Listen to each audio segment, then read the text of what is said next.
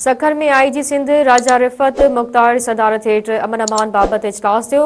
इजलास में एसएसपी इरफान समूह शहीद जान मोहम्मद मेहर केस बाबत ब्रीफिंग ॾिनी। एसएसपी इरफान समूह ब्रीफिंग ॾींदे चयो त सखर ऐं शिकारपुर जे कचे में कातनि जी गिरफ़्तारी लाइ गरियल ऑपरेशन हलंदड़ आहे। कातलनि खे सोहड़ो कयो आहे। उन्हनि जे वेझो पहुची चुका आहियूं। कातलनि जे ठिकाणनि मोर्चनि ऐं फसलनि खे तबाह कयो आहे। आईजी सिंध राजा रिफ़त मुख्तार चयो त आउं कुझु नथो ॿुधां। हर हाल में जान मोहम्मद मेहर जा कातिल गिरफ़्तार थियण घुरिजनि।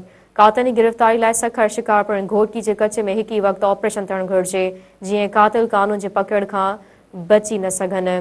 आईजी सिंध वधीक चयो त जेका मदद जी ज़रूरत हुजे उहा मदद कई वेंदी पर कातिल गिरफ़्तार थियणु घुरिजनि। कातलनि जी गिरफ़्तारी में रेंजर्स जी मदद पिणु वरिती वञे। इजलास में डीआईजी सखर अब्दुल हमीद खोसो, SSP special branch, SSP CTD ऐं ॿियनि ऑफिसरनि शिरकत कई।